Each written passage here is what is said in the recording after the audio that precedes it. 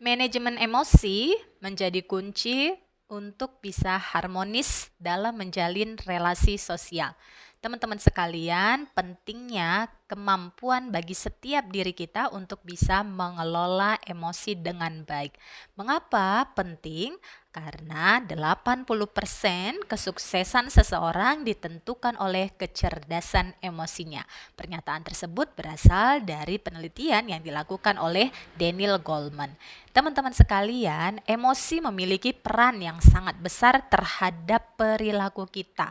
Cara kita merespon suatu kejadian, masalah, ataupun tantangan yang ada dalam kehidupan ini dipengaruhi oleh kondisi emosi kita. Nah, emosi mempengaruhi perilaku ataupun tindakan dan cara kita merespon. Kemudian, cara kita merespon suatu kejadian akan mempengaruhi hasil yang kita peroleh dalam kehidupan ini. Jack Canfield, seorang tokoh yang juga menuliskan buku The Success Principle, mengatakan bahwa kita bertanggung jawab 100% atas hasil yang kita peroleh dalam hidup ini.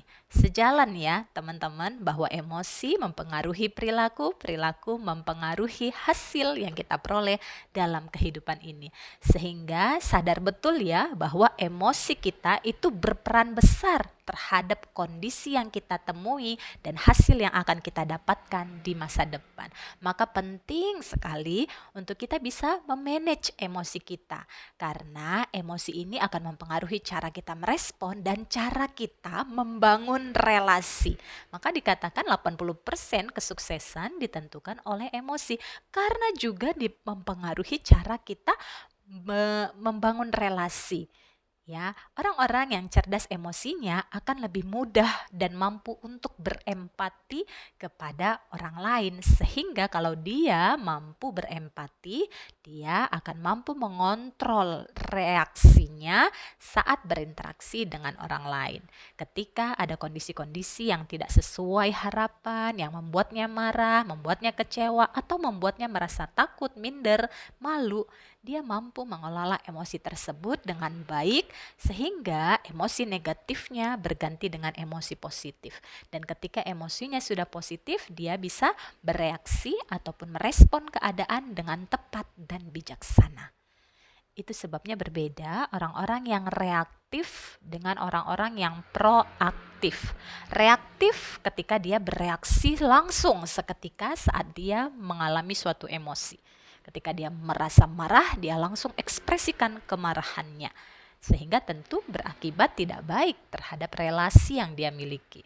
Sedangkan orang yang proaktif, dia akan memberi jeda sebelum dia merespon. Ketika dia menyadari, dia tahu bahwa dirinya sedang marah, sedang kecewa, sedang merasa takut, dia ambil jeda dulu untuk mengkondisikan dirinya yang lagi dipenuhi emosi negatif ini agar tenang dulu, agar hatinya damai dulu, agar hatinya terkendali dulu emosi dalam dirinya, baru kemudian setelah dia merasa lebih tenang, pikirannya lebih jernih, baru kemudian dia mengambil tindakan ataupun merespon masalah ataupun kondisi yang ada. Dan hasilnya tentu saja berbeda dengan orang-orang yang langsung bereaksi ataupun reaktif tadi.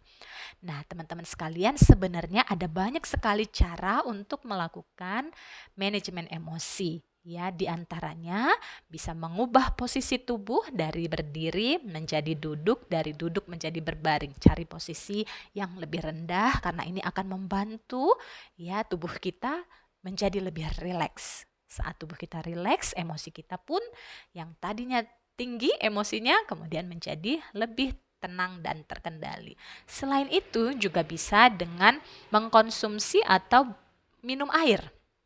Bisa dengan berwudu bagi yang muslim ataupun minum air putih. Ya, karena air bisa memadamkan api kemarahan, kekecewaan, kepanikan di dalam diri kita. Ya, jadi air berfungsi untuk memberi ketenangan dan rasa damai di hati kita, juga kesejukan bagi tubuh kita. Ya, atau teman-teman bisa melakukan teknik olah nafas. Ya, jadi sadari nafas yang masuk maupun keluar dari dalam tubuh teman-teman.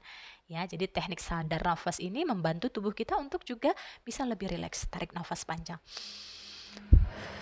Hembuskan lewat mulut, tarik lagi, hembuskan lagi. Ini 3 hal tadi adalah teknik praktis yang bisa kita lakukan saat pertama sekali kita dihadapkan pada satu kondisi yang memicu emosi negatif dalam diri kita. Tetapi sifatnya sementara. Tentu saja teman-teman perlu lebih dalam lagi menggali ke dalam dirinya untuk bisa menyelesaikan unfinished business ataupun hal-hal yang belum terselesaikan dalam diri kita yang berasal dari masa lalu. Seringkali hambatan mental atau mental block, inner child atau luka-luka batin yang berasal dari masa lalu, di pengasuhan orang tua, di pergaulan atau di pengalaman yang pernah kita alami di masa lalu menjadi mental block yang menghambat diri kita untuk bisa memiliki jiwa yang bahagia, optimis, percaya diri, ataupun berani terhadap ataupun melakukan aktivitas, kegiatan, dan meraih impian kita saat ini. Maka teman-teman perlu lebih dalam lagi masuk ke dalam dirinya, mengenali apa emosi-emosi negatif yang masih terpendam, kekecewaan-kekecewaan yang belum diselesaikan, kemarahan, dendam yang belum dilepaskan, ketakutan yang masih mengganjal dalam hati, perlu untuk dikenali dan segera dilepaskan agar teman-teman bisa menjadi dirinya yang terbaik dan memiliki kecerdasan emosi yang jauh lebih positif.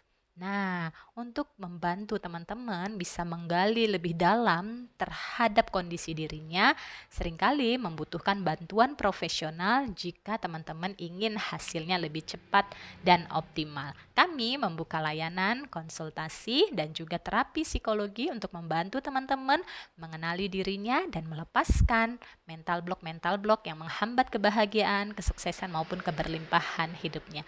Teman-teman bisa dapatkan layanan kami dengan mendaftar ke link yang ada di bio profil ya untuk mendapatkan jadwal sesinya. Terima kasih, semoga bermanfaat. Kendalikan emosi teman-teman dan jadilah pribadi yang sehat, bahagia, dan penuh manfaat. Terima kasih.